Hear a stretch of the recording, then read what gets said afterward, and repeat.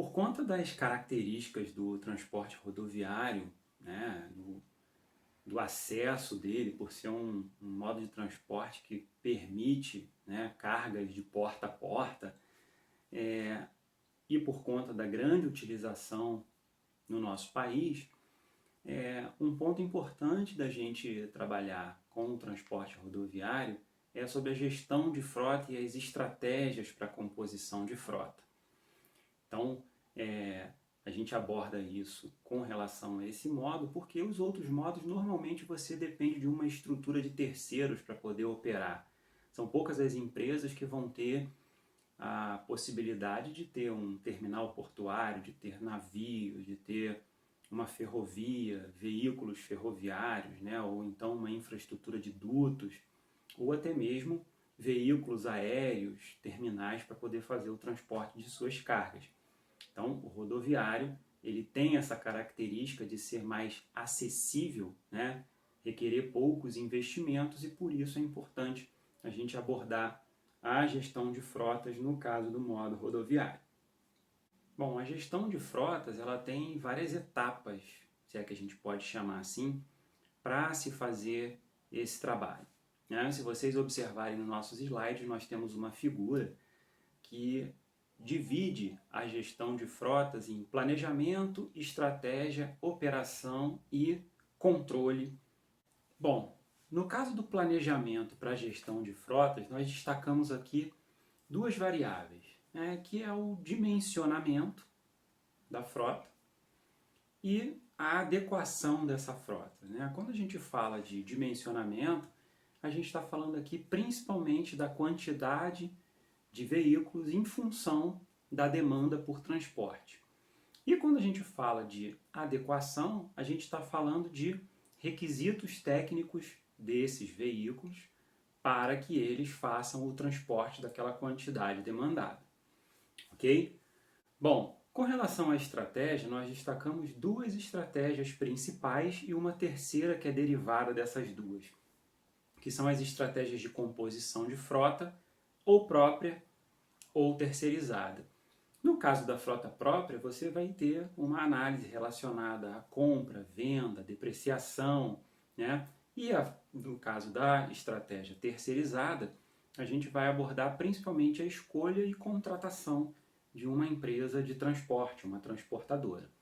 Há ainda a terceira estratégia, que é a de frota mista, onde você vai ter parte da sua frota própria, parte da sua frota terceirizada. Bom, é claro que existem uma série de fatores que influenciam nessa decisão e que a gente não vai abordar com detalhes aqui na nossa disciplina, mas é importante você pensar o seguinte: existem empresas que têm uma constância de demanda por transporte, são produtos padronizados, são produtos de fácil carga e descarga. Então, muitas das vezes essas empresas optam por ter uma frota própria, né? E deixando para uma frota terceirizada aqueles produtos em que se tem uma maior instabilidade da demanda, né? Ou produtos que sejam difíceis de transportar, em que você tenha que atender requisitos técnicos importantes, como é o caso de produtos perigosos, né?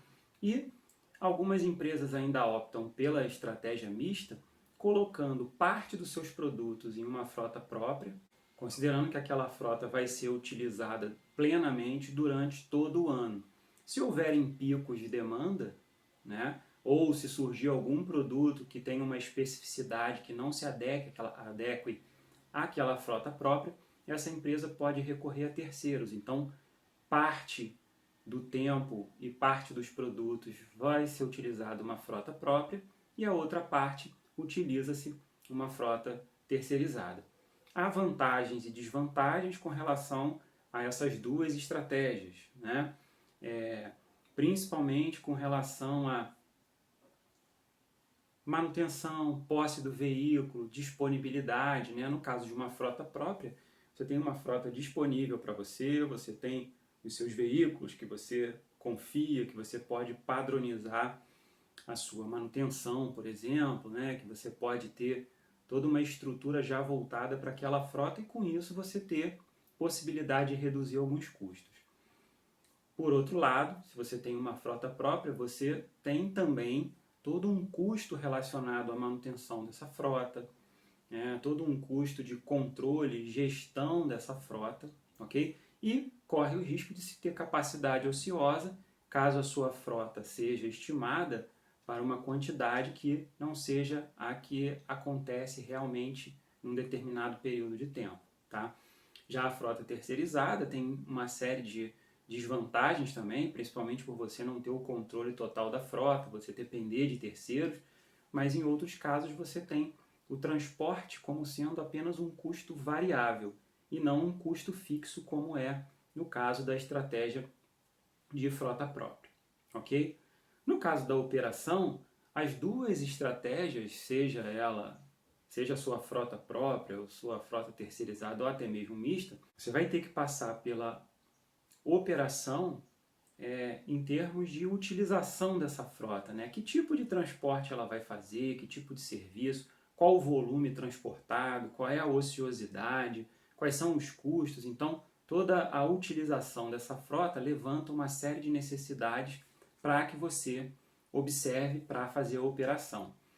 A própria manutenção, né, dos veículos que estão em operação vai modificar se a frota for própria, se a frota for terceirizada, né? Inclusive essa manutenção, ela pode ser uma manutenção mesmo você tendo uma frota própria, ser uma manutenção terceirizada, ou ainda você ter uma frota própria com uma manutenção própria. No caso da terceirização, normalmente o pacote que você paga, né, por não ter uma frota própria, por ter uma frota terceirizada, já vem junto com a manutenção. Então as empresas transportadoras fazem o transporte, são responsáveis inclusive pela manutenção.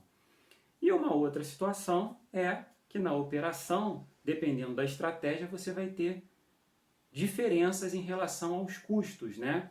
Tanto fixos quanto variáveis. A tendência é que se tenha custos fixos maiores com frota própria e custos variáveis maiores com frota terceirizada, ok?